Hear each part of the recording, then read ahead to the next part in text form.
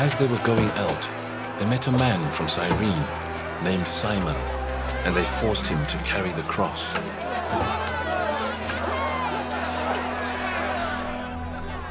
They came to a place called Golgotha, which means the place of the skull. There they offered Jesus wine to drink, mixed with gall, but after tasting it, he refused to drink it.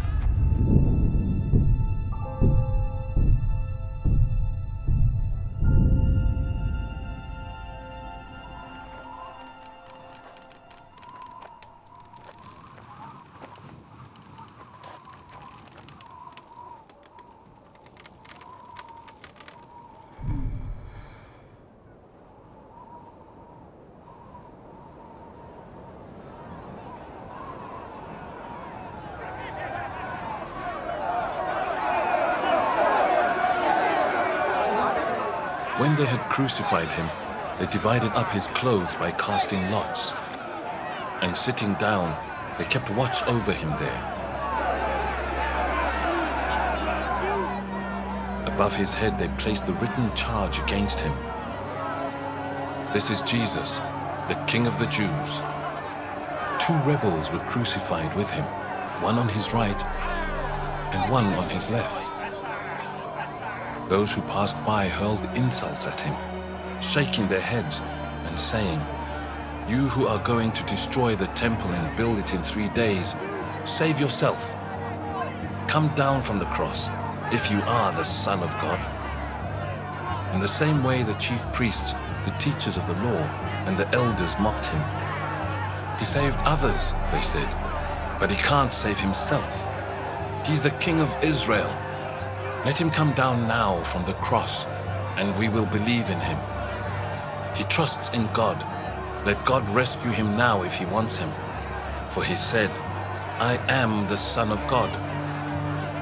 In the same way, the rebels who were crucified with him also heaped insults on him. From noon until 3 in the afternoon, darkness came over all the land.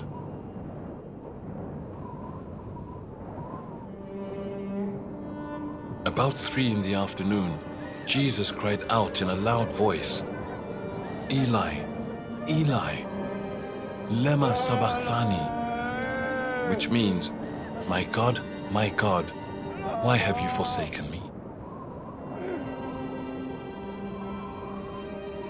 When some of those standing there heard this, they said, "He's calling Elijah." Immediately one of them ran and got a sponge.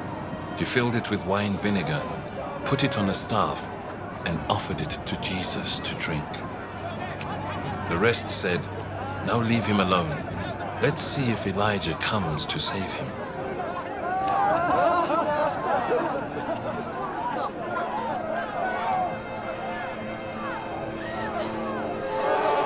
And when Jesus had cried out again in a loud voice, he gave up his spirit.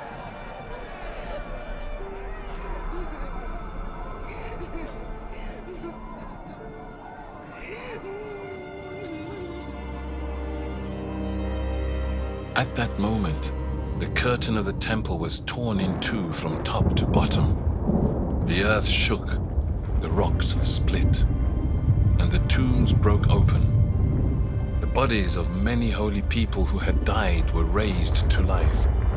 They came out of the tombs after Jesus' resurrection and went into the holy city and appeared to many people. When the centurion and those with him who were guarding Jesus saw the earthquake and all that had happened, they were terrified and exclaimed, "Surely he was the Son of God." Many women were there, watching from a distance. They had followed Jesus from Galilee to care for his needs. Among them were Mary Magdalene, Mary the mother of James and Joseph, and the mother of Zebedee's sons. As evening approached, there came a rich man from Arimathea, named Joseph, who had himself become a disciple of Jesus. Going to Pilate, he asked for Jesus' body, and Pilate ordered that it be given to him. Joseph took the body wrapped it in a clean linen cloth, and placed it in his own new tomb that he had cut out of the rock.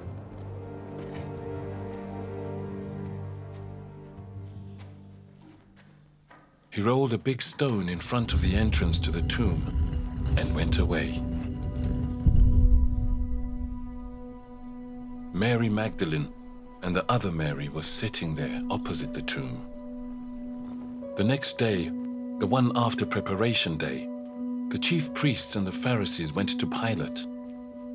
"Sir," they said, "we remember that while he was still alive, that deceiver said, 'After 3 days I will rise again.'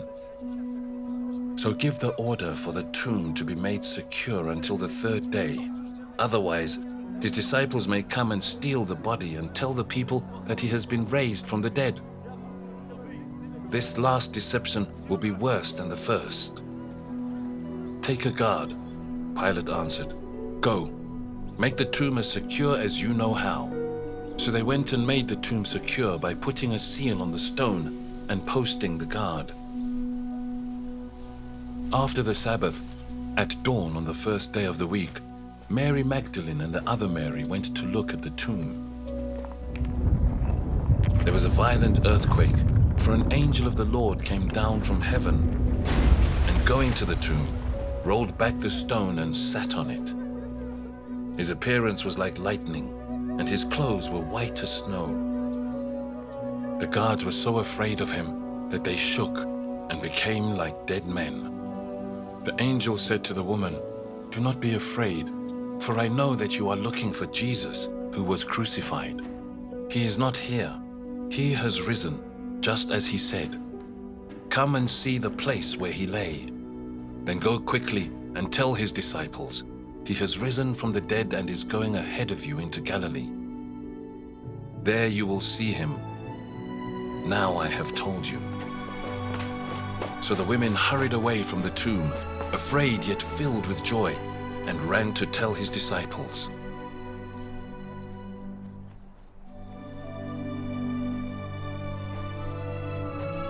Suddenly Jesus met them. "Greetings," he said. They came to him, clasped his feet, and worshipped him. Then Jesus said to them, "Do not be afraid. Go and tell my brothers to go to Galilee. There they will see me."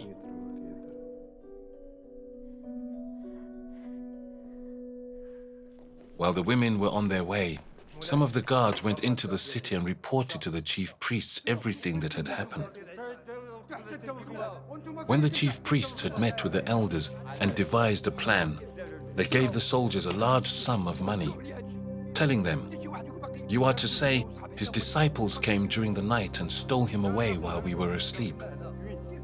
If this report gets to the governor, we will satisfy him and keep you out of trouble." So the soldiers took the money and did as they were instructed, and this story has been widely circulated among the Jews to this very day.